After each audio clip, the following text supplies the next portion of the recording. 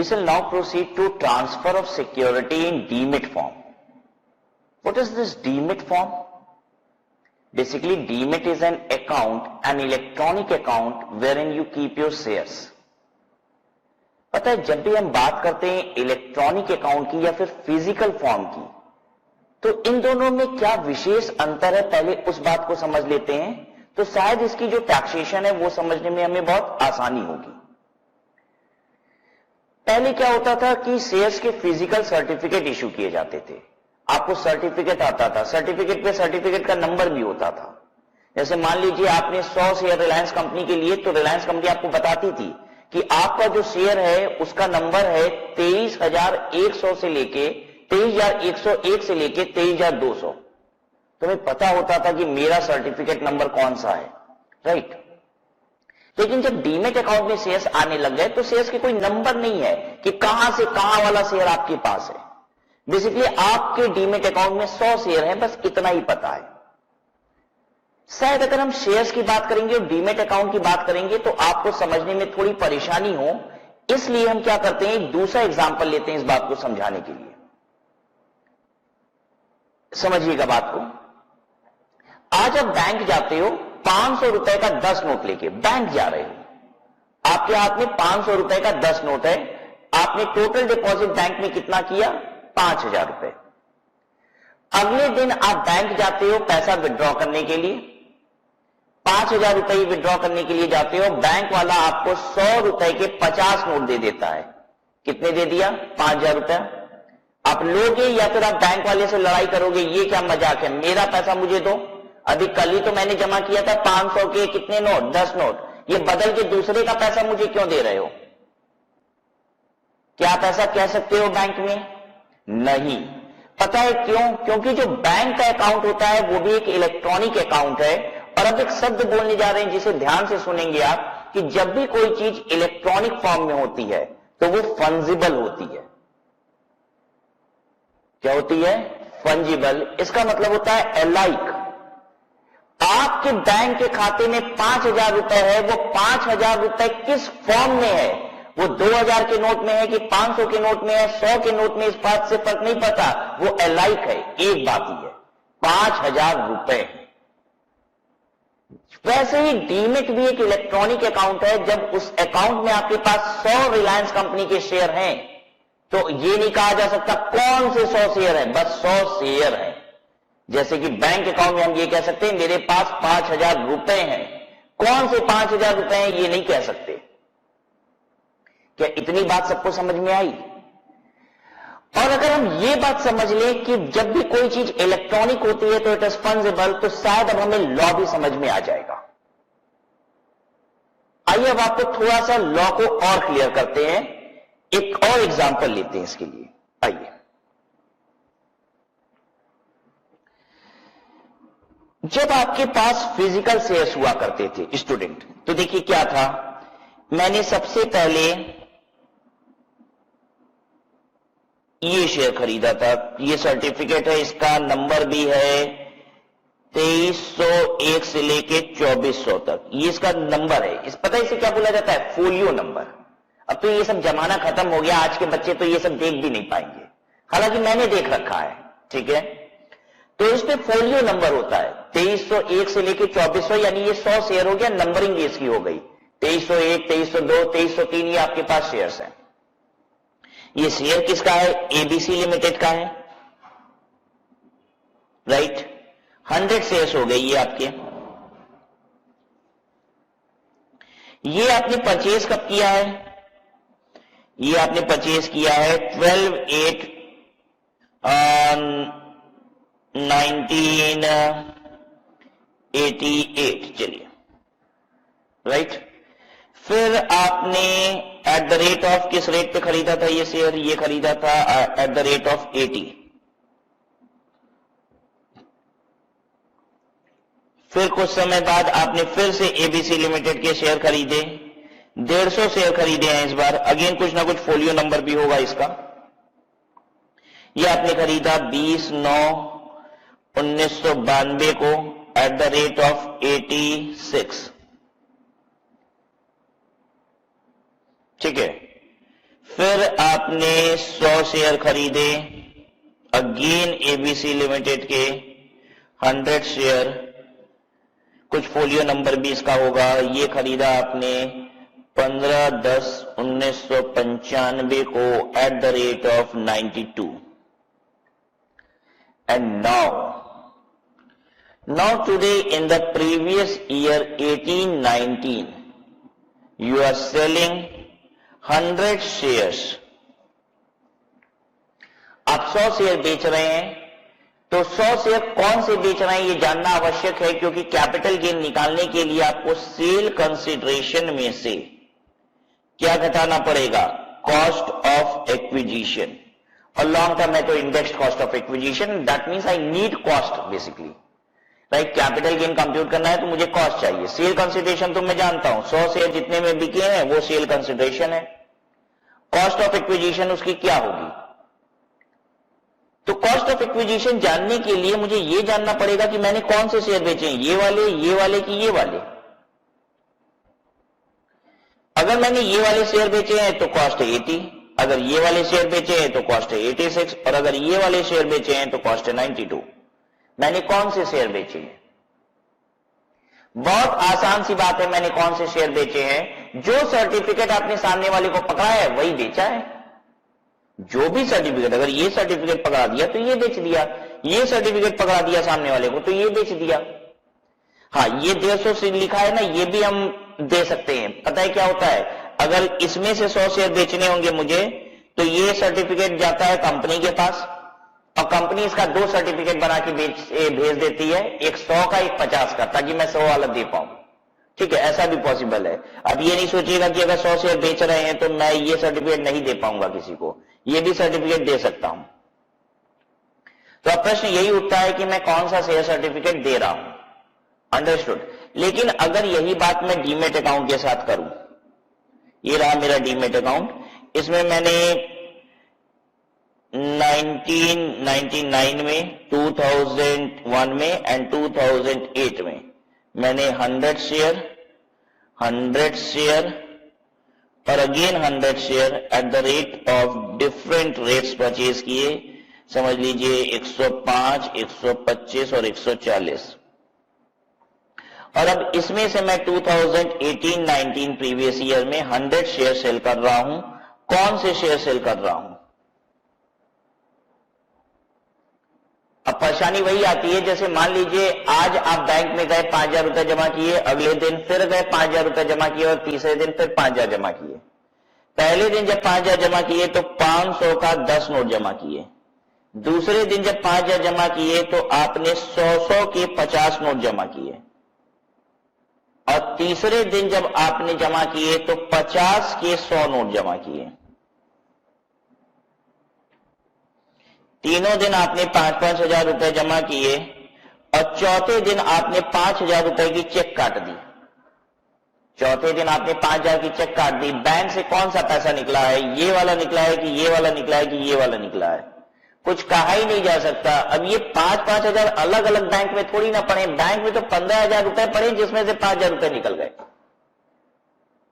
अगर ये physical form में होता मेरे पास, 500 के 10 नोट अलग, 100 के भी 50 नोट अलग, और 50 के 100 नोट अलग, अब मैं किसी को 5,000 रुपए दे रहा हूं, तो क्या मैं बता सकता हूं मैंने कौन सा दिया है? बिल्कुल बता सकता हूं कि मैंने 500 वाला दिया है कि 100 वाला दिया है कि 50 वाला दिया है, अगर फिजिकल फॉर्म में ये पढ़े हैं। बिल्कुल वैसे ही जैसे सर्टिफिकेट पढ़ा था, सर्टिफिकेट पढ़ा था तो कौन सा सर्टिफिकेट पकड़ा रहे हैं, ये बात कहना आसान है। लेकिन जब डीमेट अकाउंट में चला गया, जैसे बैंक में चला गया, तो बैंक में 15,000 रुपए है, इसमें से कौन सा 5,000 रुपए जा रहा है, ये कहना बहुत ही मुश्किल काम है। तो अब इनकम टैक्स एक्ट ने क्या बनाया इसके लिए सिस्टम, कहा कि अगर डीमेट अकाउंट से शेयर जाएगा तो हम लोग फीफो कंसीडर कर लेंगे, फर्स्ट इन फर्स्ट आउट, यानी ये सबसे पहले आया था तो यही सबसे पहले जाएगा। यानी जिस दिन मैं सबसे पहले 100 शेयर बेचूंगा तो जो सबसे पुराना शेयर परचेज किया हुआ है वही मान लिया जाएगा कि बिक गया है, और उसी की कॉस्ट को कंसीडर किया जाएगा कैपिटल गेन निकालने के लिए। लेकिन अगर सर्टिफिकेट में बेच रहे हो तो कॉस्ट सबसे पहले वाली नहीं ली जाएगी, जो सर्टिफिकेट दे रहे हो उसकी कॉस्ट ली जाएगी, और डीमेट अकाउंट से निकल रहा है तो फीफो बेसिस पे ली जाएगी। क्लियर है इतनी बात सबको?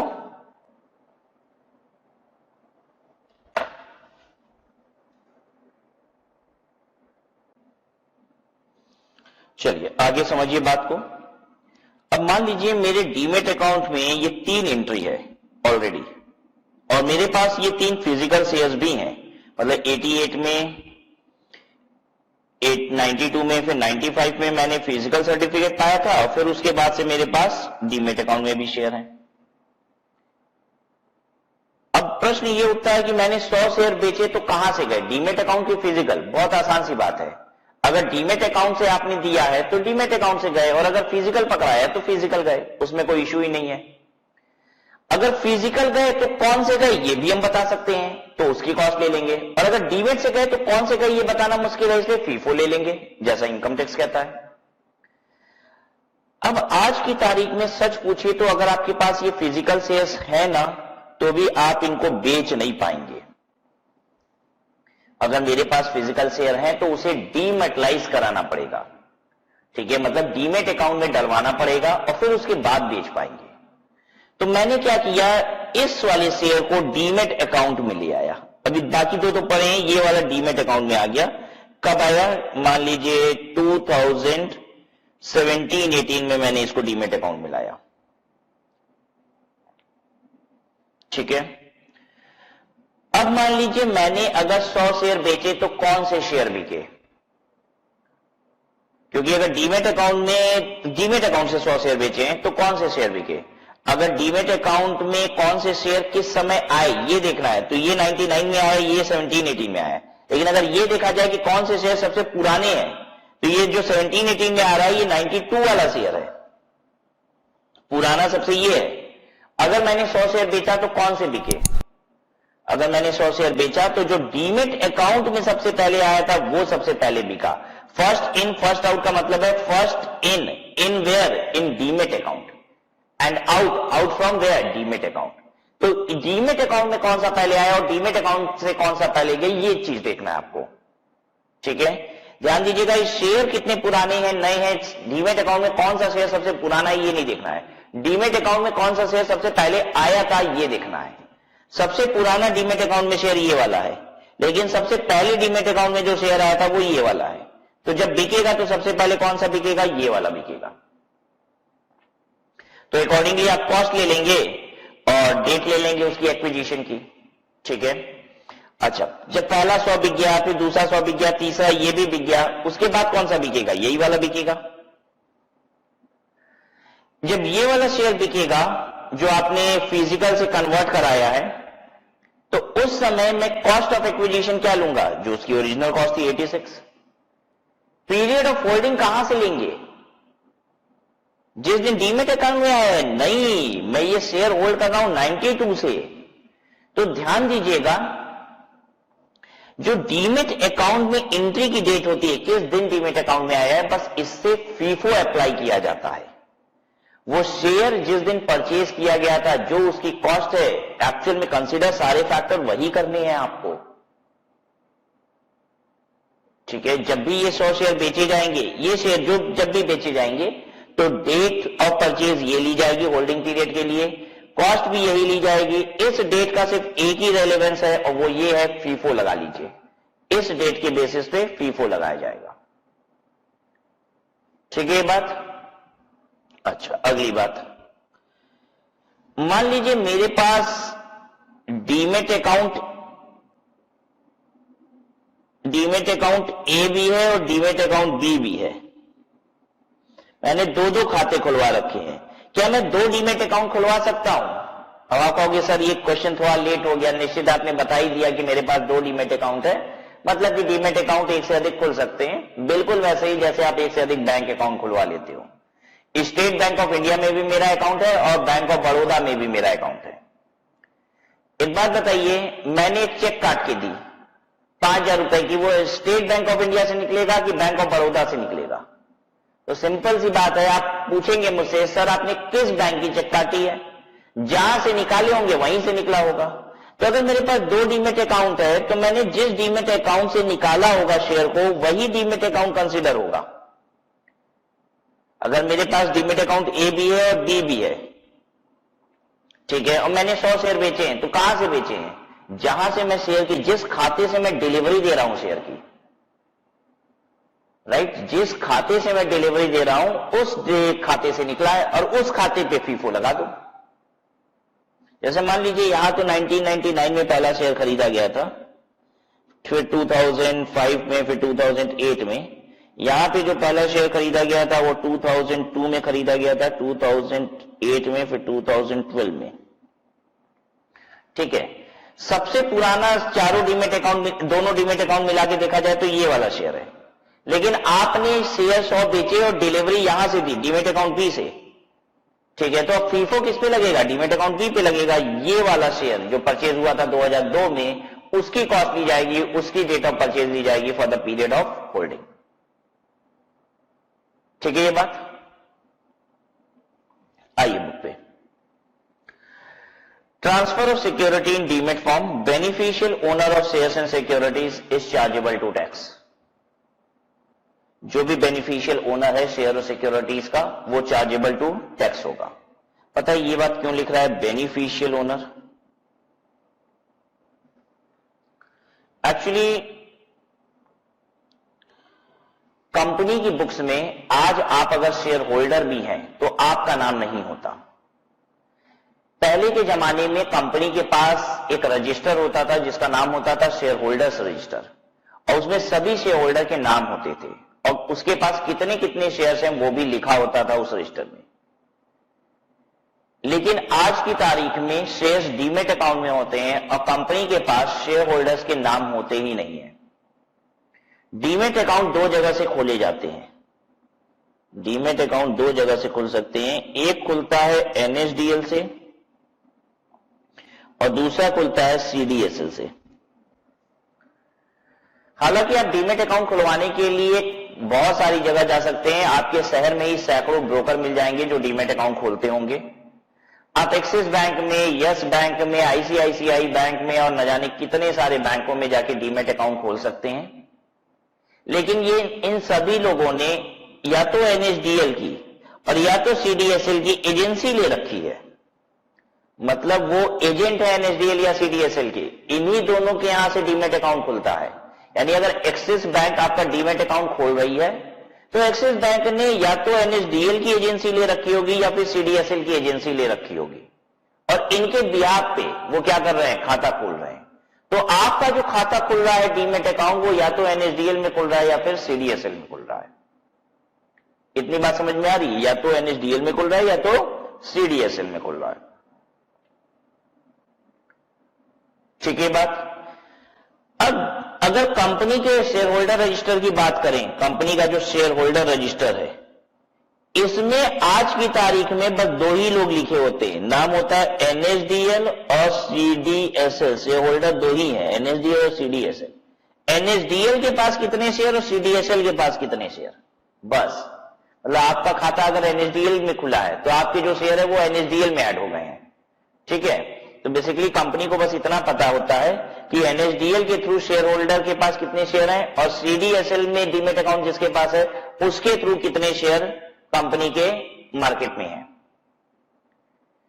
समझ में आई बात? यानी आज शेयर होल्डर रजिस्टर में कंपनी को खुद नहीं पता है कि आप कंपनी, जैसे मैंने रिलायंस कंपनी के शेयर ले रखे हैं, क्या रिलायंस कंपनी को यह बात पता है? नहीं पता है। रिलायंस कंपनी को मालूम ही नहीं है कि मैंने उस कंपनी के शेयर खरीद रखे हैं। ठीक है, ये बात क्यों? क्योंकि या तो मेरा खाता एनएसडीएल में होगा या सीडीएसएल में होगा। रिलायंस कंपनी को इतना पता है कि एनएसडीएल में इतना शेयर है, सीडीएसएल में इतना शेयर है। अब ध्यान दीजिएगा, रजिस्टर्ड ओनर किसको कहा जाता है? जिसका नाम कंपनी के रजिस्टर में दर्ज होता है। ये कंपनीज एक्ट में बात लिखी हुई थी। रजिस्टर्ड ओनर किसको कहा जाता है शेयर का?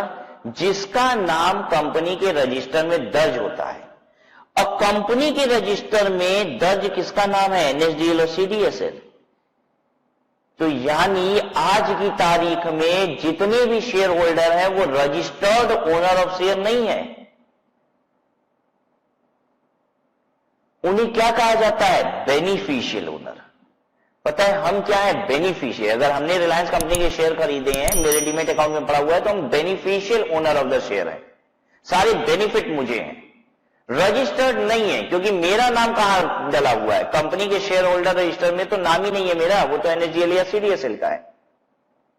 पता है जब कंपनी को डिविडेंड बांटना होता है, चेक बना के भेजनी होती है, एजीएम की नोटिस भेजनी होती है शेयर होल्डर को, तो कैसे भेजते हैं? ये कंपनी रिक्वेस्ट करती है एनएसडीएल और सीडीएसएल को, कहती है फलाने तारीख का मेरी कंपनी के जितने भी शेयर होल्डर उनकी लिस्ट बना के दे दो ना। तो एनएसडीएल के पास तो फुल डिटेल है कि उनके डीमेट अकाउंट में किस किस शेयर होल्डर के पास कौन कौन से शेयर है। तो एनएसडीएल और सीडीएसएल ये लिस्ट बना के देते हैं कंपनी को, तब जाके बेचारी कंपनी आपको क्या कर पाती है, एजीएम की नोटिस दे पाती है, डिविडेंड के चेक वगैरह भेज पाती है। क्लियर है बात सबको? तो देखिए, for beneficial owners of securities is chargeable to tax, कह रहा है एनएसडीएल और सीडीएसएल टैक्सेबल नहीं होंगे। जब शेयर बिकेंगे तो बेनिफिशियल ओनर होगा, और स्वाभाविक सी बात है वो भला क्यों टैक्सेबल होने लग जाए, शेयर तो आप बेच रहे हो। For computing capital gain chargeable to tax, the cost of acquisition and period of holding of any security shall be determined on the basis of FIFO method. बहुत अच्छी बात है। FIFO method will be applied only in respect of demat holding. जो demat पे share है बस वहीं पे FIFO लगेगा, फिजिकल पे नहीं लगेगा। Because in case of sale of demat securities, the securities held in physical form cannot be constituted to have been sold. जब शेयर डीमेट से बेच रहे हो तो हम ये नहीं कह सकते हैं कि फिजिकल सर्टिफिकेट बिके हैं। हो सकता है ये कहना क्यों चाहता है ये बात कि फिजिकल सर्टिफिकेट आपके पास ज्यादा पुराने थे, डीमेट में तो अभी ताजे ताजे शेयर हैं, तो आप फीफो ये लगाते हुए ये नहीं कह दोगे कि जो सबसे पुराना शेयर था वो वाला बिक रहा है, right. In the depository system the investor can open and hold multiple account, आप डीमेट अकाउंट एक से अधिक भी खोल सकते हो। In such a case where an investor has more than one demat account, FIFO method will be applied account wise. अगर आपके पास एक से अधिक डीमेट अकाउंट होगा तो FIFO method account wise apply किया जाएगा।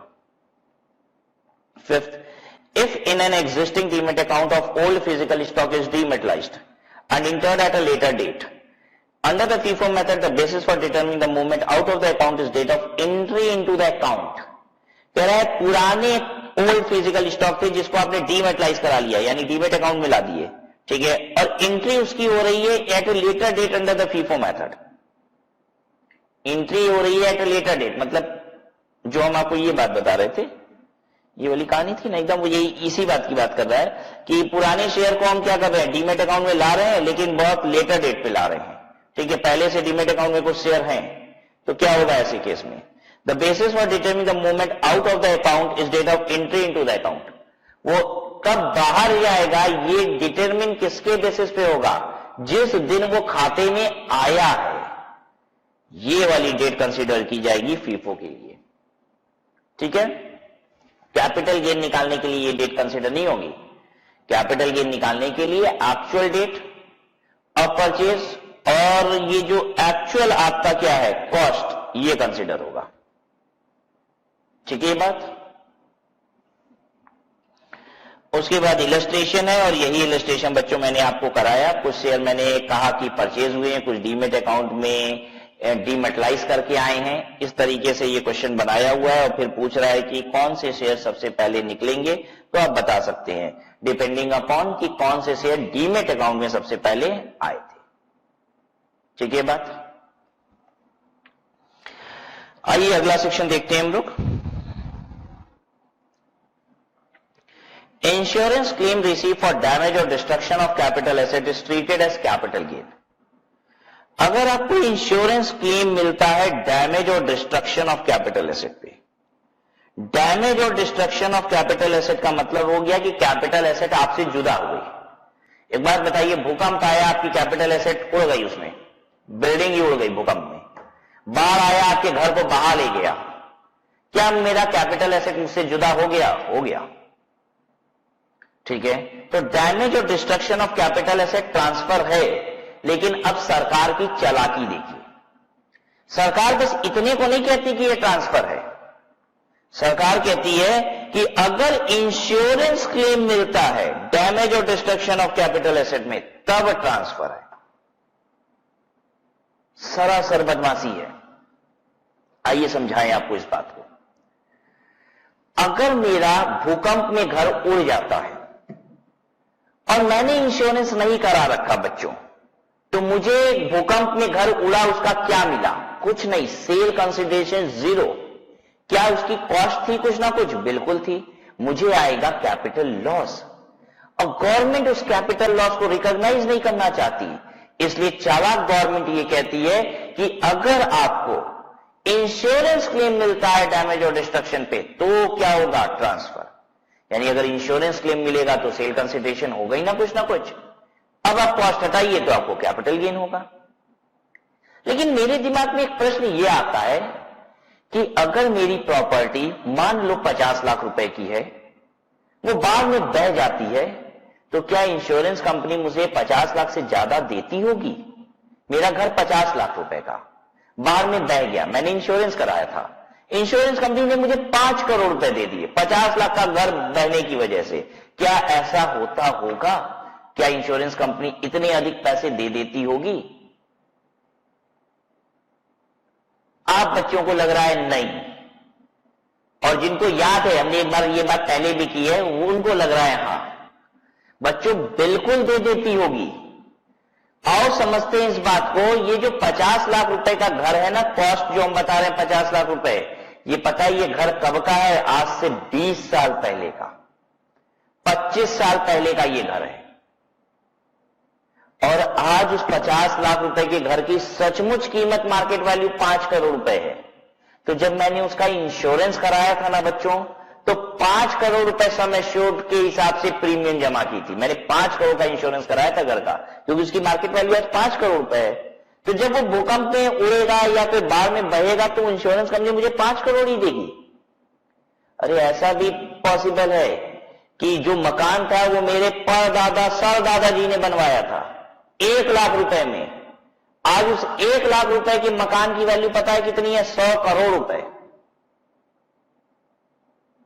तो आज अगर मैं उस मकान का इंश्योरेंस कराऊंगा तो 1 लाख रुपए का करा दूंगा क्या?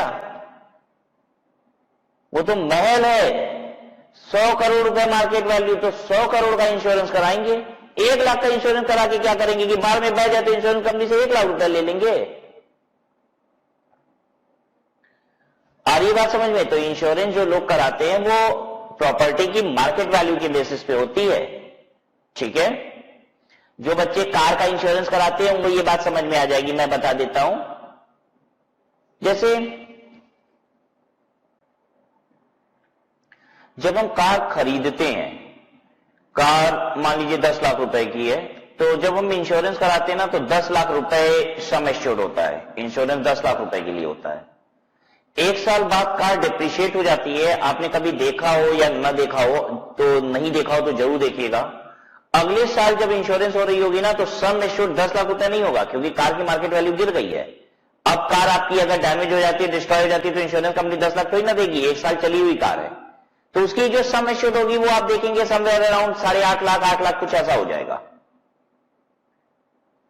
तो कार की वैल्यू कम होती जाती है, इसलिए कम हो के इंश्योरेंस होता है। मकान की वैल्यू बढ़ते जाती है, जमीन की वैल्यू बढ़ते जाती है, तो इसका जब इंश्योरेंस होता है ना तो वैल्यू बढ़ा के होता है। आज अगर हम 5 करोड़ रुपए का एक मकान खरीदेंगे तो 5 करोड़ की इंश्योरेंस कराएंगे। 3 साल बाद उसकी वैल्यू 8 करोड़ होगी तो 8 करोड़ का इंश्योरेंस कराएंगे, ठीक है। तो ऐसा होता है कि आपको पैसे प्रॉपर्टी के एवज में ज्यादा मिल गए हैं तो डिफरेंशियल कैपिटल गेन आपके हाथ में टैक्सेबल हो जाएगा। अब गवर्नमेंट कह भी यही रही है कि अगर आपको इंश्योरेंस क्लेम मिलता है डैमेज और डिस्ट्रक्शन पे तो कैपिटल गेन अराइज होगा, तभी ट्रांसफर है, तभी कैपिटल गेन अराइज होगा, अदरवाइज नहीं होगा। अब इस सेक्शन को पढ़ने से पहले मैं एक चीज और आपसे डिस्कस करना चाहूंगा। ध्यान से इस बात को सुनिएगा। अगर मैंने ये बात समझ ली तो शायद सेक्शन मेरे ग्रिप में आ जाएगा। आप मुझे एक बात बताइए, आपको दुख कब ज्यादा होगा? हम 2 चीजें बता रहे हैं, आपको खुद से फील करना है कि आपको कब ज्यादा दर्द होगा, आप ज्यादा दुखी फील करोगे। हम आपको 2 कष्ट देने जा रहे हैं। पहला, आपके पूरे शहर में बाढ़ आ गई और सबका घर बह गया। पूरे शहर में किसी के पास घर नहीं बचा, सबका घर बह गया बाढ़ में। यह था पहला कष्ट। दूसरा सुनिए और फिर उसके बाद बताइएगा कौन सा आपके लिए बड़ा कष्ट है। बाढ़ आई थी आपके शहर में लाखों लोगों के घर हैं, लेकिन सिर्फ आपका घर बाढ़ में बह गया। सबका घर सलामत है, सिर्फ एक ही घर बहा बाढ़ में और वो आपका था। दर्द कब ज्यादा है ये बताइए।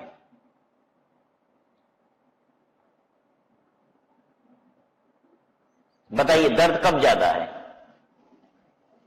दूसरे में जब सिर्फ आपका घर बहा, हाँ? आपको तो दर्द भी नहीं समझ में आता कि कब ज्यादा होगा। जब सबका घर बह गया ना, अगले दिन सुबह उठे हम देखे सबका घर बह गया, दर्द कोई बहुत ज्यादा नहीं था, चलो सबका ही बहा, मतलब ये कष्ट सबके लिए है। जब मुझे ये पता चलता है ना शहर में बाढ़ आई, पूरा शहर बसा हुआ है, सिर्फ मेरा घर उजड़ गया, वो बह गया, मुझे ज्यादा तकलीफ होती है।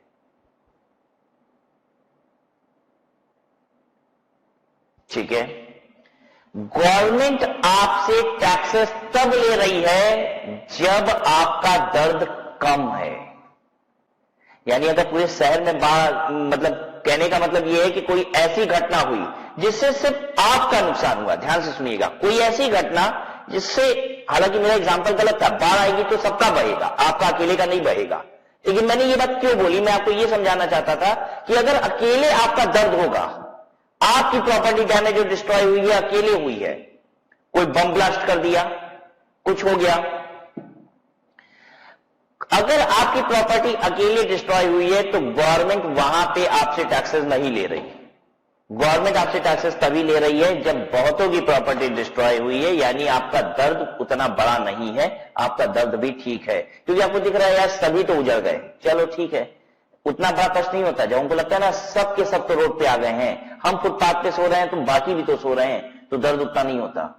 जब ये होता है कि पूरा शहर घर में सो रहा है, सिर्फ हम फुटपाथ पे सो रहे हैं ना, तो कष्ट ज्यादा होता है। ठीक है, और जब उस समय कष्ट आपका बड़ा होगा ना, तो सरकार टैक्स भी नहीं ले रही, सरकार टैक्स नहीं ले रही। ये शायद समझाने के लिए ये बात हमने आपको सुनाई थी कि टैक्स तब लग रहा है जब दर्द भी बड़ा नहीं है, दर्द भी ठीक ठीक है, सरकार कह लाओ तब टैक्स तो दे दो हमको। जब बहुत बड़ा दर्द है, हम तो खुद ही रो रहे हैं दिन रात, अब उसी में सरकार भी आ जाए मेरा टैक्स लाओ मेरा टैक्स लाओ, तो फिर और तकलीफ बढ़ जाएगी। ठीक है, आइए पढ़ते हैं हम लोग। The following two condition should be satisfied. पहला, the compensation receive because of damage to और destruction of any capital asset. Compensation क्यों मिला आपको? बिकॉज ऑफ डैमेज और destruction of capital asset. Compensation आपको मिला है बिकॉज ऑफ डैमेज और डिस्ट्रक्शन ऑफ कैपिटल एसेट। दूसरा, द डैमेज और destruction is as a result of 4 categories of circumstances. Damage और डिस्ट्रक्शन 4 कारणों से हुआ है, मतलब डैमेज और डिस्ट्रक्शन ये 4 कारण, पता है कैसा है? ऐसा कारण है जिससे बहुतों का नुकसान होता है, वो वाले कारण है। यानी 2 कंडीशन सेटिस्फाई होने पे टैक्स लगेगा। पहला, डैमेज और डिस्ट्रक्शन होना चाहिए कैपिटल एसेट का, जैसे कि इन्वेंट्री कैपिटल एसेट नहीं होती है, अगर डैमेज और डिस्ट्रक्शन इन्वेंट्री का होगा तो कैपिटल गेन राइज नहीं होगा, वहां पे तो पीजीबीपी इनकम आती है। मान लीजिए 100 रुपए का गोदाम में माल था, वो खराब हो गया और इंश्योरेंस कंपनी ने 102 रुपया दे दिया, तो 2 रुपया फायदा है बिजनेस का। अगर 100 रुपए के माल का 98 रुपया आया तो 2 रुपया घाटा है बिजनेस का।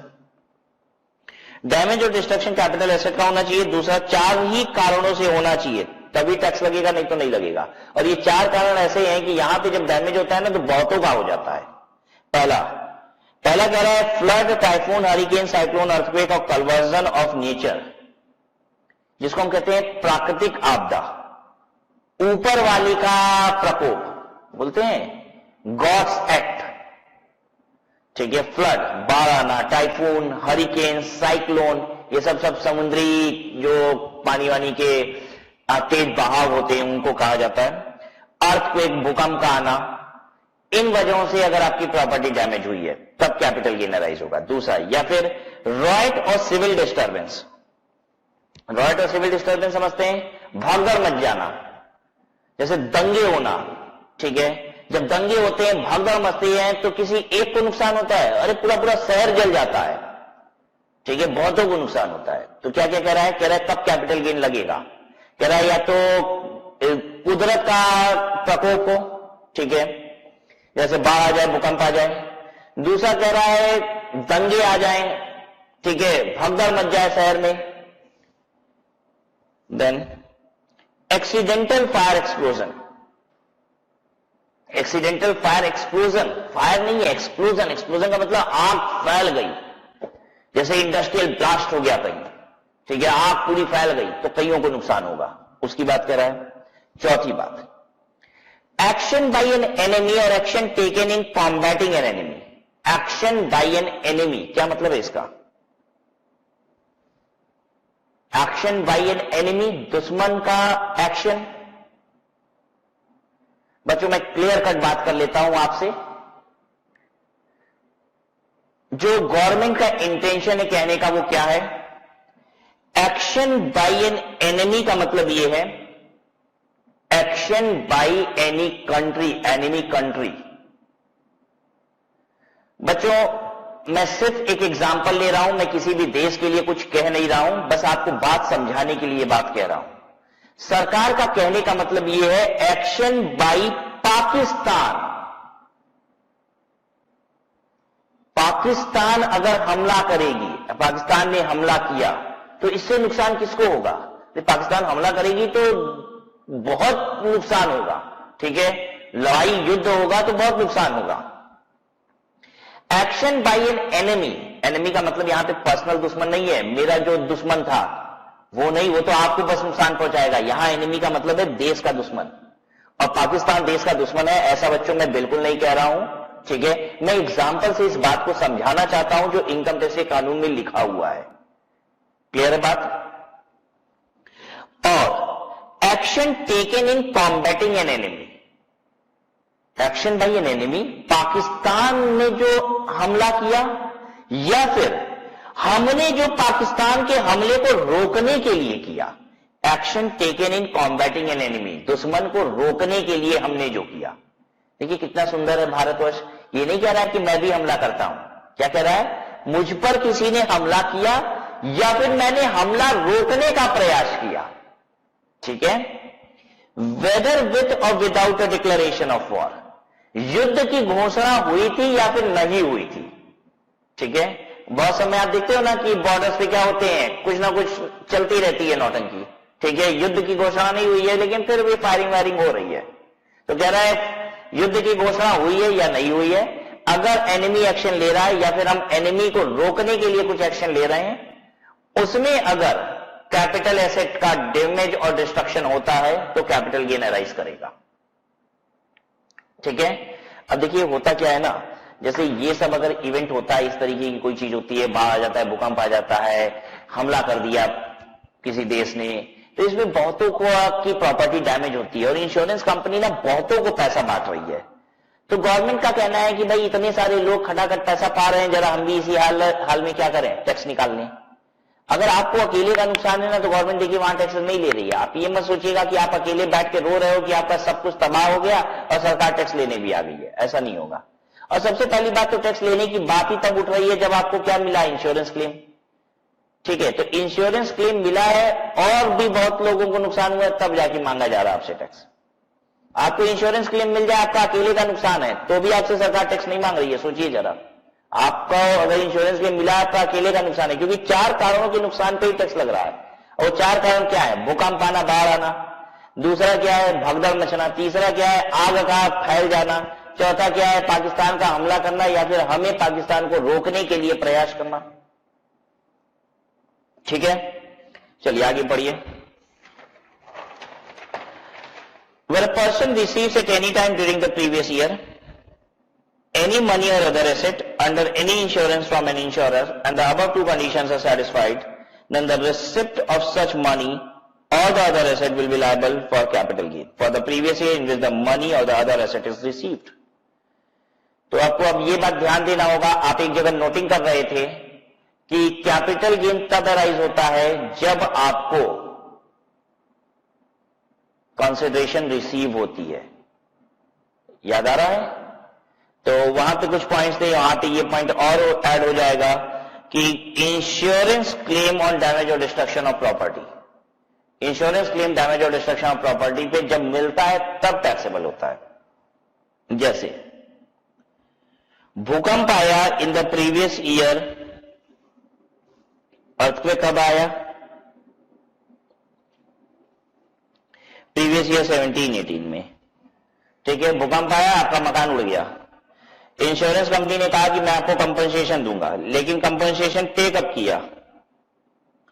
कंपनसेशन पे किया प्रीवियस ईयर 18-19 में।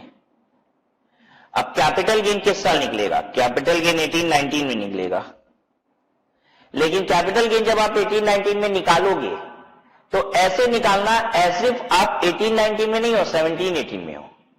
अर्थक्वेक का आना, भूकंप आना और आपका प्रॉपर्टी का चला जाना, यहां पे ट्रांसफर हो गया है, लेकिन गवर्नमेंट कहती है कंसिडरेशन तब जब मिलेगा तभी आपको कैपिटल गेन अराइज होगा। तो कैपिटल गेन अराइज होगा 18-19 में, लेकिन जब कैपिटल गेन आप 18-19 में कंप्यूट कीजिएगा तो इस कदर कंप्यूट कीजिएगा एज इफ आप 18-19 में नहीं, किसमें है? 17-18 में। ठीक है,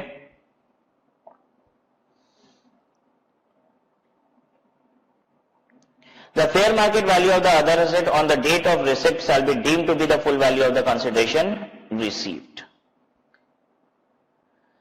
अच्छा, अगर मान लीजिए कभी कभी ऐसा होता है ना, इंश्योरेंस कंपनी आपको पैसे नहीं देती है, पैसे दे दी तब तो जो पैसे दी वही सेल कंसिडरेशन। अब पैसे की बजाय उसने एसेट ही दे दिया, मकान मेरा भूकंप में उड़ा, इंश्योरेंस कंपनी ने एक दूसरा मकान दे दिया, तो जो मकान दिया उसकी जो भी मार्केट वैल्यू होगी वो सेल कंसिडरेशन हो जाएगी। मुझे अगर 10 लाख रुपए मिल गए तो 10 लाख रुपए सेल कंसिडरेशन है। अगर मुझे एक मकान मिल गया तो मकान की जो भी मार्केट वैल्यू थी वो सेल कंसिडरेशन हो जाएगी।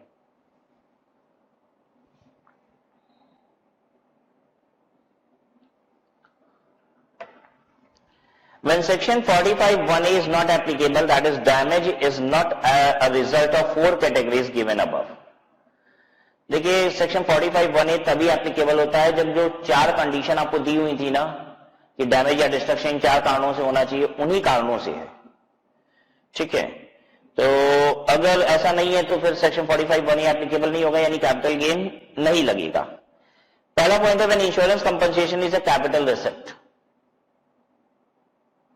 जैसे कह रहा है कि इंश्योरेंस का जो पैसा आ रहा है वो कैपिटल रिसिप्ट है। कैपिटल एसेट डैमेज और डिस्ट्रॉय तो हुआ है बच्चों, 2 चीज थी ना, कैपिटल एसेट का डैमेज डिस्ट्रॉय होना चाहिए और दूसरा 4 कारण होने चाहिए। ठीक है, यही था ना। देखिए, पहला था कि कैपिटल एसेट का डैमेज या डिस्ट्रॉय होना चाहिए, पहली बात, और दूसरी बात ये 4 रीजन होने चाहिए। मान लीजिए कैपिटल एसेट का डैमेज और डिस्ट्रॉय है लेकिन रीजन ये 4 नहीं है, तो यहां जो पॉइंट नंबर 1 है ना, इसमें यही बात बोल रहा है, रीजन वो 4 में से नहीं था, रीजन कुछ और होता है। जैसे बोल रहा है कि हुआ क्या था कि आप एक मशीन लेके जा रहे थे अपनी, रोड एक्सीडेंट होता है, मशीन गिर जाती है धड़ाम से और टूट जाती है, खराब हो जाती है, डैमेज हो जाती है। इंश्योरेंस क्लेम भी मिला आपको, क्या कैपिटल गेन लगेगा? नहीं, कैपिटल एसेट तो था लेकिन कारण वो 4 नहीं ना थे। ना तो भूकंप आया था, ना बाढ़ आई थी, ना भगदड़ मची थी, ना आग फैली थी, और ना ही पाकिस्तान ने हमला किया था।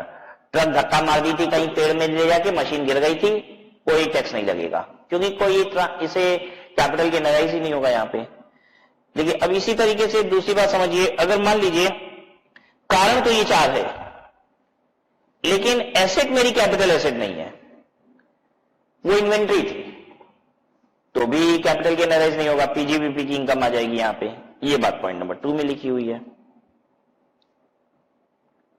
ठीक है, चलिए अब हम लोग क्या करते हैं, अगले सेक्शन को पढ़ते हैं जो है computation of capital gain in case of land and building, section 50C। Section 50C का नाम बच्चों पहले भी आया था, क्या आपको ध्यान है? कुछ भी ध्यान हो सेक्शन 50C के बारे में? सेक्शन 50C क्या है आपको बताऊं, ये लैंड एंड बिल्डिंग के लिए एप्लीकेबल होता है और यहां पे सरकार ये देखती है कि आपने जो सेल कंसिडरेशन दिखा रखी है वो एडिक्वेट है कि नहीं है। पहले तब इस सेक्शन का रेफरेंस आया था जब हम पढ़ रहे थे कि गवर्नमेंट कभी भी ये नहीं देखेगी कि आपका सेल कंसिडरेशन एडिक्वेट है या फिर इनएडिक्वेट है। आप जो सेल कंसिडरेशन बोलोगे वो मान लिया जाएगा, except in the case of land and building which has been said in section 50C। ठीक है, सेक्शन 50C में लैंड एंड बिल्डिंग के बारे में कहा गया है। उसके अलावा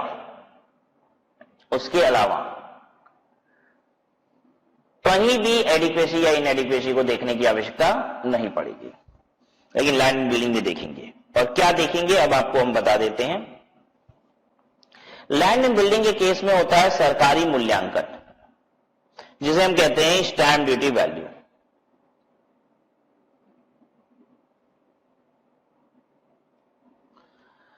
स्टैंप ड्यूटी वैल्यू आप इसे कह सकते हो प्रॉपर्टी का सरकारी मूल्यांकन, सरकार के हिसाब से उसकी वैल्यू क्या है। अगर हम एक प्रॉपर्टी को 2 करोड़ रुपए की बेचते हैं, कहते हैं, कह रहे हैं ऐसा कि ये सेल कंसिडरेशन है मेरी, और उसकी stamp duty value 2 crore 20 lakh रुपए है, stamp duty value 2 crore 20 lakh रुपए है, तो सरकार कहती है कि मैं ये मान ही नहीं सकती कि आपने 2 करोड़ रुपए में बेचा है। सरकार का मानना है कि आप झूठ बोल रहे हैं कि आपने 2 करोड़ रुपए में बेचा है। अगर सरकारी वैल्यूएशन 2 करोड़ 20 लाख रुपए की है तो आपने 2 करोड़ 20 लाख रुपए या उससे ऊपर ही बेचा होगा। और सरकार का ऐसा सोचना गलत भी नहीं है बच्चों, ये भी मैं बता दूं। स्टैंप ड्यूटी वैल्यू वैसे ही मार्केट वैल्यू से बहुत कम है, अगर हम उससे भी कम में बता रहे हैं कि बेच रहे हैं तो पक्का हम कुछ झोल झाल कर रहे हैं। होगा ये कि जब हम कह रहे हैं ना मैंने प्रॉपर्टी 2 करोड़ की बेची है, तो इसका मतलब है कुछ नंबर 2 में पैसा लिया है। 2 करोड़ रुपया तो नंबर 1 में दिखा रहे हैं, और हो सकता है 1 करोड़ रुपया और ऊपर से हमने कैश में ले लिया हो नंबर 2 का। सरकार भी यही कह रही है कि यदि स्टैंप ड्यूटी वैल्यू से नीचे बेचोगे तो हम नहीं मानेंगे, हम यही मान लेंगे कि सेल कितना है स्टैंप ड्यूटी वैल्यू। गलत भी नहीं है सरकार। 99% जगह पे स्टैंप ड्यूटी वैल्यू से मार्केट वैल्यू बहुत ऊपर है। बच्चों, आप तो डिफरेंट जगह पे लोकेटेड हो, और मुझे हर जगह का हिंदुस्तान में आइडिया नहीं है कि कहां पे किस तरीके से प्रॉपर्टी की वैल्यूएशन है। मैं वाराणसी में रहता हूं बच्चों, मैं यहां की बात आपको बता सकता हूं कि अगर एक प्रॉपर्टी का स्टैंप ड्यूटी वैल्यू 1 करोड़ रुपए है, तो पता है आज वो मार्केट में कितने में सेल होती है? कम से कम 2.5 करोड़ रुपए की। या सोचो कितना अंतर है। 1 करोड़ रुपए सरकार कह रही है प्रॉपर्टी की वैल्यू है, तो मार्केट में वो 2.5 करोड़ रुपए का बिकता है। इतना अंतर है। और पता है ये अंतर बढ़ भी गया है, बहुत बढ़ गया है। ये पता है क्यों हुआ है? नरेंद्र मोदी जी के 2014 में बनारस से इलेक्शन जीतने की वजह से, वाराणसी से इलेक्शन जीतने की वजह से। अब भाई प्राइम मिनिस्टर जिस कंस्टिट्यूएंसी से होगा, बताइए वहां की जमीनों की कीमत बढ़ेगी कि नहीं? बढ़ेगी। लोगों की एक्सपेक्टेशन बढ़ गई कि अगर नरेंद्र मोदी जी यहां से प्राइम मिनिस्टर बने हैं तो यहां पे बहुत बड़ी डेवलपमेंट आएगी, और जिसकी वजह से यहां की प्रॉपर्टी की वैल्यू राइज करेगी, और इसी वजह से मार्केट में ट्रांजैक्शन बहुत हाई प्राइस पे होने लग गया। जिस जमीन को आप ऐसे समझ लीजिए 2014 इलेक्शन के जस्ट पहले जो जमीन 1 करोड़ रुपए की थी, इलेक्शन में नरेंद्र मोदी जी के जीत जाने की वजह से वो जमीन 2 करोड़ की तो तुरंत ही हो गई मार्केट में। सरकारी मूल्यांकन तो अपने हिसाब से बढ़ रहा है।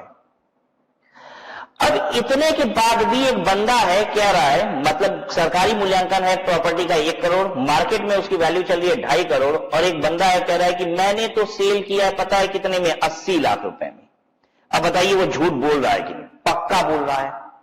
सरकार के लिए कैसे मान ले तुमने 80 लाख में बेचा है? हम यही मानेंगे कि तुमने कितने में बेचा है। स्टैंप ड्यूटी वैल्यू 1 करोड़ में बेचा है, ये मान लिया जाएगा। यानी जब इनकम निकाली जाएगी तो सेल 1 करोड़ रुपए मान के निकाला जाएगा। और ठीक भी है।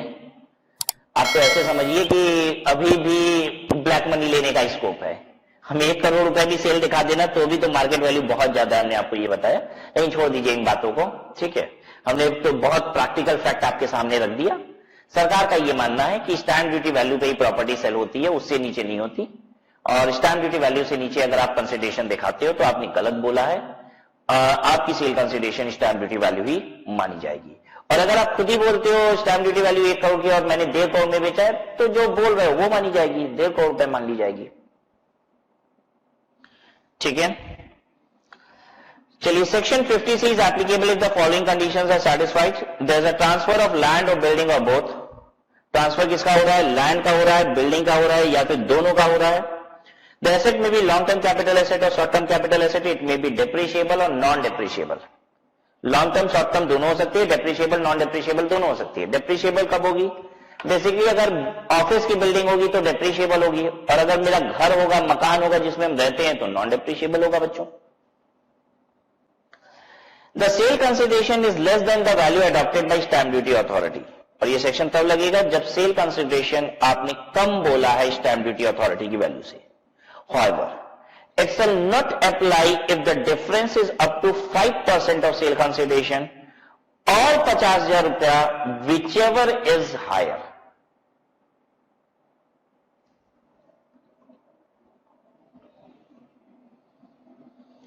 5% ऑफ सेल कंसिडरेशन या फिर 50,000 रुपए whichever is higher, अगर इतना ही डिफरेंस है स्टैंप ड्यूटी वैल्यू में और सेल कंसिडरेशन में, तो सेल कंसिडरेशन मान लेंगे कह रहा है।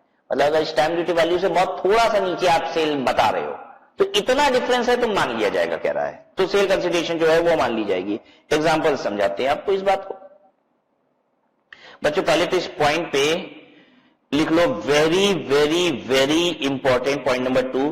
बच्चों मुझे दिल से लगता है कि ये पॉइंट नंबर 2 पे आपको एग्जाम में क्वेश्चन आ रहा है पक्का, ठीक है। आइए इस बात को अब समझा भी दें आपको एग्जाम्पल के जरिए। मान लीजिए प्रॉपर्टी है 10 लाख रुपए की, प्रॉपर्टी है 12 लाख रुपए की स्टैंप ड्यूटी वैल्यू, ठीक है, और आप इसे सेल कर रहे हैं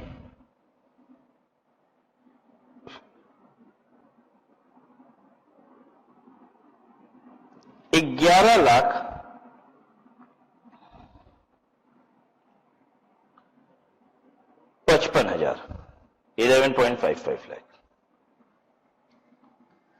ठीक है। अब क्या होगा,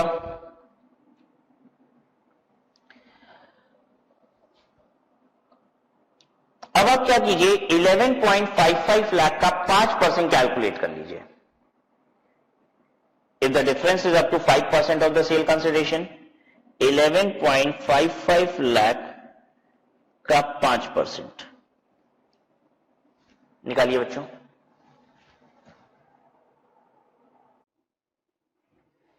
तो ये कितना आ रहा है, 57,750, और 50,000 रुपया विच एवर इज हायर देखा जाता है डिफरेंस के लिए, ठीक है। तो हायर हो गया 57,750 रुपया। अगर यहां तक का डिफरेंस है तो सेल कंसिडरेशन मान ली जाएगी जो भी है। डिफरेंस है कितना, डिफरेंस है कितना, डिफरेंस तो है 45,000 का ही, तो यानी सेल कंसिडरेशन कितना मानी जाएगी, सेल कंसिडरेशन 11,55,000 मान ली जाएगी। आ रहा है समझ में सबको। 5% और 50,000 रुपए विच एवर इज हायर, अगर इतना डिफरेंस है तो मान लिया जाएगा। जैसे यहां पे तो हमको 5% देखने की जरूरत भी नहीं थी, क्योंकि 50,000 रुपए तक का डिफरेंस तो मान ही लिया जाता है, और यहां डिफरेंस 45,000 रुपए ही था। बात समझ में आ रही है।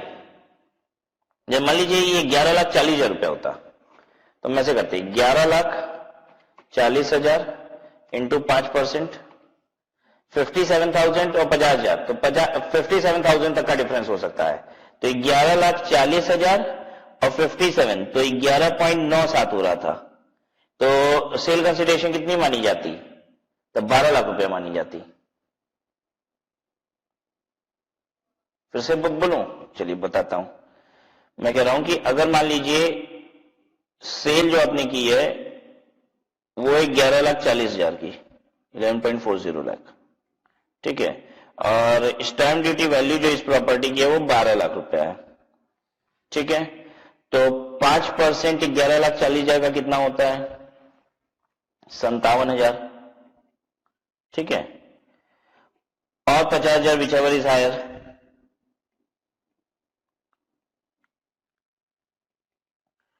तो हायर कितना है, 57,000 तक का डिफरेंस लिया जा सकता है।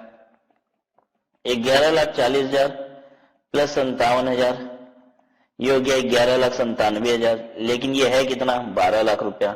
डिफरेंस जो है वो है 60,000 रुपए का एक्चुअल डिफरेंस, जबकि अलाउड डिफरेंस कितना है, ये इतना है, यहां तक का डिफरेंस अलाउड है, लेकिन इतना डिफरेंस है तो चलेगा, फिर तो जो सेल है वही हम ले लेंगे। अब यहां पे नहीं लिया जाएगा, जो सेल है 1140 नहीं लिया जाएगा। अब सेल कंसिडरेशन कितना लिया जाएगा, 12 लाख रुपया।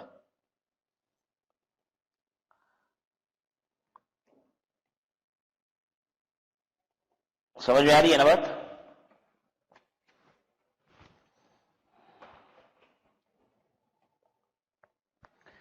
ठीक है, तो अब जब हम आगे पढ़ रहे हैं तो आप ये मान के चलिएगा जो डिफरेंस है वो 5% और 50,000 विचेवर इज हायर से ज्यादा का डिफरेंस है। मतलब इस सिचुएशन को समझ के बात करेंगे हम लोग आगे, इस वाली सिचुएशन की बात नहीं करेंगे। इस वाली सिचुएशन में अगर 5% या 50,000 रुपए विचेवर इज हायर जितना ही डिफरेंस होता है तो डिफरेंस को इग्नोर कर सकते हैं आप, ठीक है, वो फिर परेशानी नहीं है, जो एक्चुअल सेल होती है वही ले ली जाती है। तो अब आगे जब पढ़ेंगे तो यही पढ़ेंगे जो डिफरेंसेस हैं वो ज्यादा है तब कैसे होता है। Consequences if the above conditions are satisfied, ठीक है,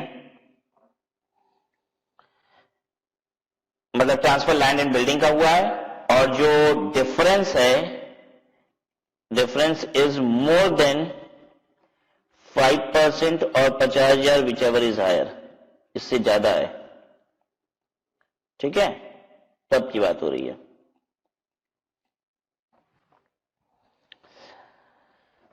अब यहां पे 3 बातें करेगा आपसे। क्या 3 बातें करेगा मैं आपको बताऊं।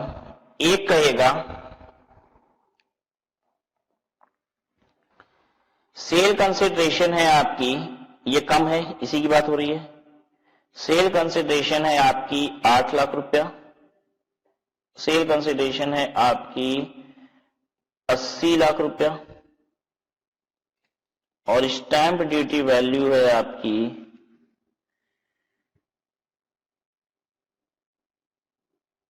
95 लाख रुपया,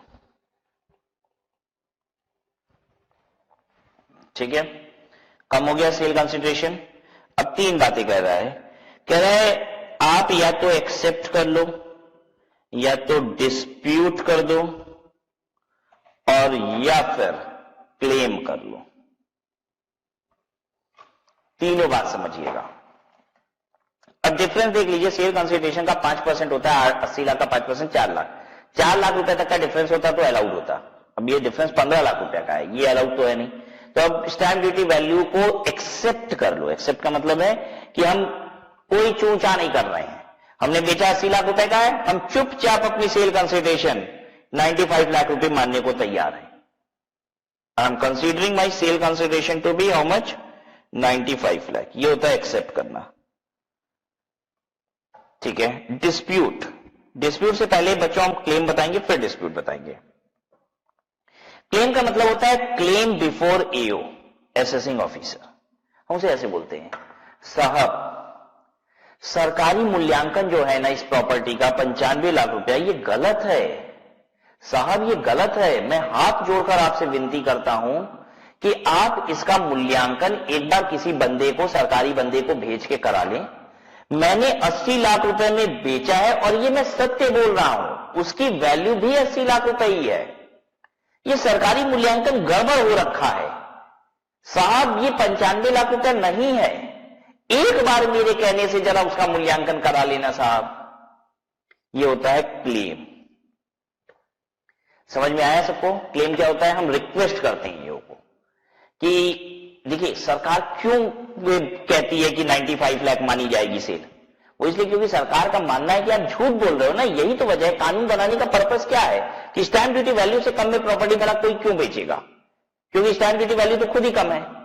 लेकिन ये बंदा ईओ को कह रहा है कि सर गलती भी तो हो सकती है सरकारी मूल्यांकन में, उस एरिया में गलती हो रखी है। वो कह रहा है, कह रहे 95 लाख है ही नहीं सर, 80 लाख रुपए। मैं बिल्कुल सही बोल रहा हूं, 80 लाख रुपए ही उसकी मैक्सिमम वैल्यू है और मैंने सही रेट पे बेचा है। उस एरिया में इससे अधिक में जमीन बिक ही नहीं सकती है। एक बार और मेरे साथ कहने से करवा लीजिए ना, जरा बेच दीजिए ना किसी को। ये होता है claim before EO. Dispute, dispute का मतलब होता है मैं ईओ से कहता हूं कि देखिए उसकी वैल्यू 80 लाख रुपए है। कहता है नहीं मेरे हिसाब से 95 लाख रुपए है, सरकारी मूल्यांकन देखो 95। कहता है तुम जैसे कि मैं मुंह नहीं लगता, एक काम करो कोर्ट में आओ वहीं बात करेंगे। ये होता है डिस्प्यूट। डिस्प्यूट किया जाता है कोर्ट में। सब चीज याद रहेगा। क्लेम किया जाता है एओ के सामने। देखिए दो भाषा होती है। जब इनकम टैक्स ऑफिसर को आप ऐसे बोलते हो साहब जरा दिखवा लीजिए ना, ऐसा नहीं है, मैं गलत नहीं बता रहा हूं, मैंने सचमुच 80 लाख का बेचा है, तो इसे कहा जाता है क्लेम। जब हम इनकम टैक्स ऑफिसर को कहते हैं तुम्हारे जैसे लोगों के मैं मुंह नहीं लगता, ठीक है, कोर्ट में बात करना, तुमको वहीं समझाएंगे कि 80 लाख में बेचे हैं कि नहीं, तो इसे कहा जाता है डिस्प्यूट करना। और एक्सेप्ट का मतलब होता है मैं कुछ बात ही नहीं करूंगा, ना तो मैं हाथ जोड़ के विनती करूंगा क्लेम में, ना कोर्ट में जाऊंगा, चुपचाप अपनी इनकम टैक्स के रिटर्न में 95 लाख रुपया लिख दूंगा सेल कंसिडरेशन और रिटर्न जमा कर दूंगा। ठीक है, पर आप बता सकते हो लोग ज्यादातर क्या करते होंगे इन तीनों में से? एक्सेप्ट, डिस्प्यूट की क्लेम। 99% केसेस में लोग क्लेम एक्सेप्ट कर लेते हैं, बात ही खत्म हो गई, हटाओ क्या झंझट करना पड़ा है। ठीक है, मानेगा है नहीं, इनकम टैक्स ऑफिसर भी बड़े जिद्दी होते हैं, मानते हैं नहीं किसी बात को। ठीक है, तो ना तो उनको मालूम है क्लेम से फायदा है, ना कोर्ट में जाके फायदा होना है। एक्सेप्ट कर लो, जो है मान लो, उसके हिसाब से टैक्स दे दो। हम भले 80 लाख में बेचे होंगे, प्रॉपर्टी की सेल 95 लाख रुपए के हिसाब से प्रॉफिट निकाल के टैक्स दे देंगे। ठीक है ये बात। अब सबका कॉन्सिक्वेंसेस भी समझ लीजिए और प्रैक्टिकल कंसल्टेंसी भी हम थोड़ी सी आपको यहां पे देंगे कि आपको करना क्या चाहिए। एक्सेप्ट कर लिए तब तो बात ही खत्म हो गई। देखिए अब आइए हम कोर्ट में चले जाते हैं, तो कोर्ट का फैसला क्या आता है उसकी बात करते हैं। कोर्ट का फैसला आता है कि जो वैल्यू है, इसने जो इसकी वैल्यू है वो कितनी है बताते हैं। कोर्ट कहती है कि इसकी वैल्यू जो है वो 120 लाख रुपया है। अब ये देखिए कोर्ट का मजा। हम तो अभी बोल रहे थे कोर्ट में तुमको मजा चखाएंगे, बताते हैं तुमको कोर्ट में कितना है। ठीक है, अभी तो 95 लाख रुपए स्टैंप ड्यूटी वैल्यू थी, कोर्ट कह रही है 120 लाख रुपया है। सरकारी मूल्यांकन कम हो रखा है, उल्टे तुम 80 लाख में नहीं बेचे होगे, 120 लाख में बेचे होगे, वैल्यू उसकी इतनी है। अब बताए सेल कंसिडरेशन कितनी मानी जाएगी? ये 120 लाख रुपया है, यही सेल कंसिडरेशन मान ली जाएगी। कोर्ट का फैसला आता है कि ये मान लीजिए कितनी है,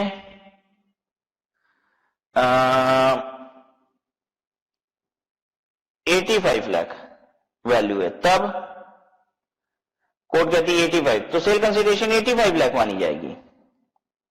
ठीक है, मान लीजिए कोर्ट का फैसला आता है 70 लाख रुपया, आएगा ही नहीं कभी, जज साहब को जूते पड़ेंगे तब। ये बंदा खुद खड़ा होकर कटघरे में बोल रहा है साहब मैंने 80 लाख रुपए का बेचा है, जज साहब बोलेंगे झूठ बोल रहे हो, ज्यादा बोल रहे हो, 70 का ही बेचे होगे। अरे कोई पागल है क्या जो ज्यादा नहीं बताएगा कि मैंने बेच दिया है, ज्यादा टैक्स देने के लिए तैयार है? अरे हर कोई इनकम कम ही ना बताएगा, वो खुद बता रहा है बंदा 80 लाख रुपया, तो जज साहब 70 लाख कैसे बोल देंगे?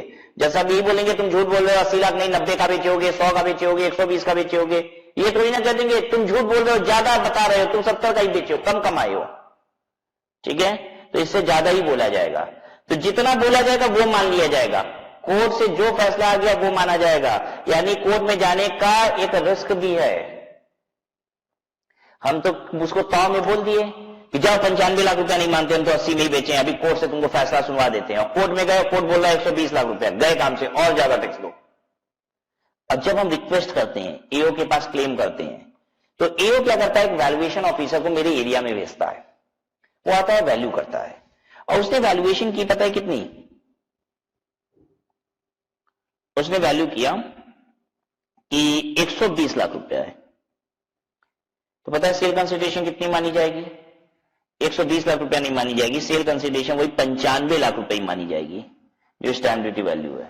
अगर हम हाथ जोड़ के विनती करते हैं ना, और वो वैल्यूएशन फिर से कराता है, और वैल्यूएशन ज्यादा भी अगर आ गई तो कोई डर नहीं है हमको। ठीक है, जितना था स्टैंप ड्यूटी वैल्यू वही मानी जाएगी।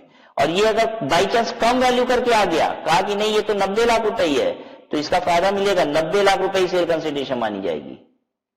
यानी हाथ जोड़कर विनती करने में एक फायदा, कम वैल्यूएशन हुई तो कम हो जाएगा, ज्यादा वैल्यूएशन हुई तो ज्यादा तो नहीं होगा बच्चों। यानी कम टैक्स देना पड़े ऐसा हो सकता है, ज्यादा टैक्स देना पड़ेगा ये तो नहीं होगा। ये है विनती करने का नतीजा। और अगर ताव दिखाए और कोर्ट गए तो ज्यादा हुआ तो ज्यादा भी देना पड़ेगा, ये है। ठीक है, और एक्सेप्ट कर लिए तब तो 95 कर ही लिए। तो अब प्रैक्टिकल कंसल्टेंसी ये है कि बच्चों एक बार क्लेम करो, राइट। अगर आप प्रोफेशनल हो तो पहले आप एक बार क्लेम करो, ठीक है, हो सकता है वैल्यूएशन सुधर जाए, और वैल्यूएशन अगर सही हो गई तो ऐसे में आपकी सेल कंसिडरेशन कम हो जाएगी, और अगर ज्यादा भी हो गई तो नुकसान तो नहीं होगा। 95 लाख से तो ज्यादा नहीं ना मानना पड़ा कभी, तो चुपचाप बैठ के मानने से क्या फायदा, एक बार क्लेम करके देख लेते हैं। ठीक है, हाँ, और ये बात जरूर याद रखिएगा कि अगर 5% तक का डिफरेंस है तो ये कहानी होनी ही नहीं है, ये सब तक तो जो एक्चुअल आपकी सेल है वो मान ली जाएगी। ठीक है, different situation where the SEC accepts the value adopted by stamp duty authority, अगर आप एक्सेप्ट कर लेते हो तो value adopted by stamp duty authority is taken as full value of consideration, तो जो वैल्यू स्टैम्प ड्यूटी अथॉरिटी की वही सेल कंसिडरेशन है। ठीक है, where the SEC is disputed, court में चले गए हो तो the stamp duty valuation as finally accepted for stamp duty purpose will be taken as full value of consideration. Finally accepted value of court, जो court accept करेगी, ठीक है, वो माना जाएगा। Where SEC claims, क्लेम का मतलब होता है रिक्वेस्ट करना ईओ को। ठीक है, तो fair market value determined by valuation officer is taken as full value of consideration, अगर वो कम वैल्यू करके आता है, if it is less than the stamp duty value. अगर ज्यादा करके आता है तो स्टैम्प ड्यूटी वैल्यूएशन को ही फुल वैल्यू ऑफ कंसिडरेशन माना जाएगा, अगर fair market value determined by valuation officer is more than stamp duty valuation. अगर वैल्यूएशन ऑफिसर आता है, कहता है कि नहीं भाई 95 लाख रुपए भी कहा, ये तो 120 लाख रुपए है, तो कोई दिक्कत नहीं है, स्टैम्प ड्यूटी वैल्यू को ही फुल वैल्यू ऑफ कंसिडरेशन माना जाएगा। It is also provided that if there is a time gap between the date of agreement and the date of registration, the value for the purpose of aforesaid comparison can be taken as the value accessible for stamp duty on the date of agreement, provided some part of the consideration has been paid on or before the date of agreement by way of an account pay check or account pay bank draft or use of electronic clearing system through a bank account. क्या कहता है? कहता है कि आज आप एक property purchase कर रहे हो, आज आप एक प्रॉपर्टी सेल कर रहे हो, ठीक है, 50 लाख रुपए की, इसकी आज की स्टैम्प ड्यूटी वैल्यू है 60 लाख रुपया, तो ऐसे में सेल कंसिडरेशन कितनी मानी जाती है? 60 लाख रुपया। लेकिन आज आप 50 लाख रुपए में जरूर बेच रहे हो, लेकिन इसका एग्रीमेंट आज से 3 साल पहले हुआ था, बिफोर 3 ईयर, और एग्रीमेंट के दिन स्टैम्प ड्यूटी वैल्यू जो थी वो थी 35 लाख रुपया। जिस समय सरकारी मूल्यांकन 35 लाख रुपए था ना, उस समय 50 लाख रुपए में सौदा हुआ था।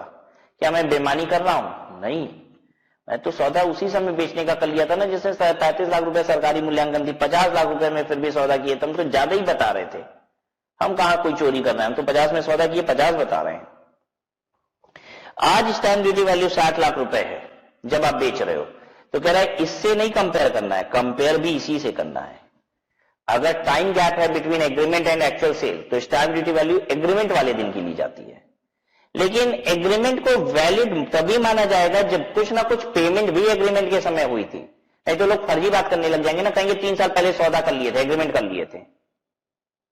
तो कह रहा है कि एग्रीमेंट 3 साल पहले किए थे, तो जब दिखाओ 3 साल पहले जब सौदा हुआ था तो क्या एडवांस वगैरह दिया गया था, और वो एडवांस अकाउंट पे चेक वगैरह से होना चाहिए, इलेक्ट्रॉनिक क्लियरिंग सिस्टम से होना चाहिए, बैंक में तुमको दिखाना पड़ेगा।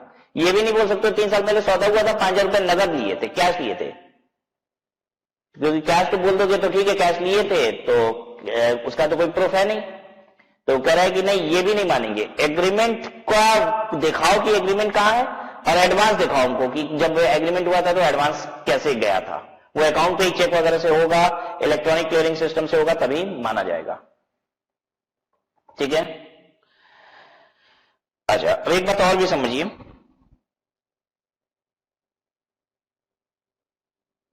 जब हम इस प्रॉपर्टी को बेच रहे हैं, वो कहानी ओवर करते हैं। ए प्रॉपर्टी सेल कर रहा है बी को, ठीक है, स्टैम्प ड्यूटी वैल्यू जो है वो है 60 लाख रुपया, और सेल वैल्यू जो है वो है 50 लाख रुपया। मतलब 50 लाख रुपए में 60 लाख रुपए की स्टैम्प ड्यूटी वैल्यू की प्रॉपर्टी ए बी को दे रहा है। तो ए के लिए सेल कंसिडरेशन क्या कहलाएगी? आपको मालूम है 5% तक का डिफरेंस है और 50,000 रुपए विचेवर इज हायर तक का डिफरेंस है, तब तो चलेगा, तब तो सेल ले लेंगे, नहीं तो फिर स्टैंप ड्यूटी वैल्यू ली जाएगी। अब 50 लाख रुपए का 5% होता है 2.5 लाख, 2.5 लाख का तो डिफरेंस है नहीं, टोटल 10 लाख का डिफरेंस है, तो सेल कंसिडरेशन कितनी ली जाएगी यहाँ पे, स्टैंप ड्यूटी वैल्यू 60 लाख रुपए, ठीक है, और कैपिटल गेन 60 लाख के हिसाब से निकाल दिया जाएगा।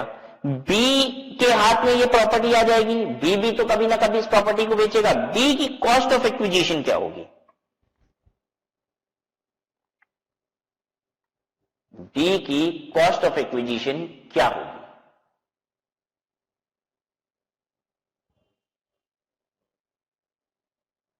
अभी के लिए फिलहाल ये समझ लीजिए कि बी की कॉस्ट ऑफ एक्विजिशन वही होगी जितने में खरीद रहा है, ये कह रहा है ना 50 में बेच रहे हैं, तो बी के लिए कॉस्ट यही होगी 50 लाख रुपए। ये जो हम कहानी आपको पूरी सुना रहे हैं ये बेचने वाले के लिए सुना रहे हैं, हालांकि ये बात थोड़ी सी इनकम्प्लीट है, क्योंकि ये बात पूरी कंप्लीट तब होगी आफ्टर, ये हम लोग कवर करेंगे, to be covered in chapter IUS. Actually IUS में इनकम फ्रॉम अदर सोर्सेज में एक सेक्शन है जिसके प्रोविजन को पढ़ने के बाद ही इस कैपिटल गेन की बात को कंप्लीट किया जा सकता है, ठीक है। तो अभी आप ऐसे समझ लीजिए हमने कुछ भी नहीं बताया, हम बी की कॉस्ट ऑफ एक्विजिशन क्या है उसकी चर्चा नहीं कर रहे हैं, बस आप यही समझिएगा कि ए की सेल कंसिडरेशन क्या होगी हम उसकी बात कर रहे हैं। और अभी शॉर्ट में अगर समझना तो यही समझ लीजिए बी ने तो जितने में खरीदा है वही माना जाएगा, ए जितने में बोल रहा है हम बेचे हैं वही बी के लिए खरीदारी है, और बी की खरीदारी उसी प्राइस पे मानी जाएगी, बस ए की सेल कंसिडरेशन को गवर्नमेंट मॉडिफाई कर रही है। ये है section 50C। Vishwanath owns a piece of land situated in Noida, date of acquisition March 2005, cost of acquisition इतना था और स्टैंप ड्यूटी वैल्यू परचेज के समय इतनी थी। अब परचेज के समय स्टैंप ड्यूटी वैल्यू क्या थी उससे हमको मतलब नहीं है, हमने जितने में परचेज किया मेरे लिए परचेज वो है, सेल के समय स्टैंप ड्यूटी वैल्यू क्या होती है वो देखी जाती है, ठीक है। On March 30, 2018 piece of land is transferred for 4 lakh. अब 4 लाख रुपए में ये बेच रहा है, ये हो गई कॉस्ट, ठीक है, ये हो गई सेल। अब स्टैंप ड्यूटी वैल्यू सेल से कंपेयर कराओ, स्टैंप ड्यूटी 5.5 लाख रुपए है और विश्वनाथ डिस्प्यूट नहीं कर रहा है, डज नॉट डिस्प्यूट, ठीक है, डिस्प्यूट नहीं कर रहा है मतलब चुपचाप मान लिया है, तो ठीक है, ये सेल हो गई और ये कॉस्ट हो गई। देख लीजिए नीचे 5,50,000 सेल हो गई और ये कॉस्ट की इंडेक्सेशन कर देंगे बच्चों, ठीक है। न्यूमरेटर में लगा दीजिए जिस ईयर ट्रांसफर हो रही है प्रॉपर्टी और डिनोमिनेटर में लगा दीजिए जिस साल परचेज हुई थी प्रॉपर्टी। अब कह रहा है दूसरे पॉइंट में कि value adopted by stamp duty authority, stamp duty authority की वैल्यू ये है, Vishwanath files an appeal under the stamp act and stamp valuation has been reduced to 4.90। Appeal file कर दिया, अपील का मतलब होता है कोर्ट में चले गए, ठीक है, 4.90 का डिसीजन आया तो यही सेल मानी जाएगी, कोर्ट का जो डिसीजन होता है वही सेल है, ठीक है।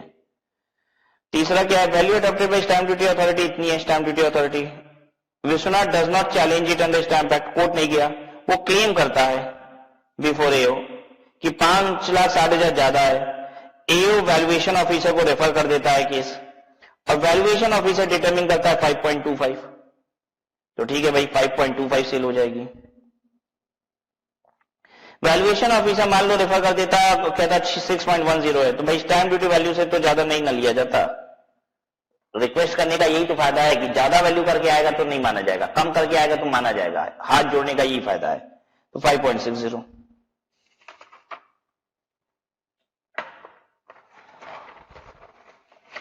ठीक है, कोई दिक्कत यहां तक?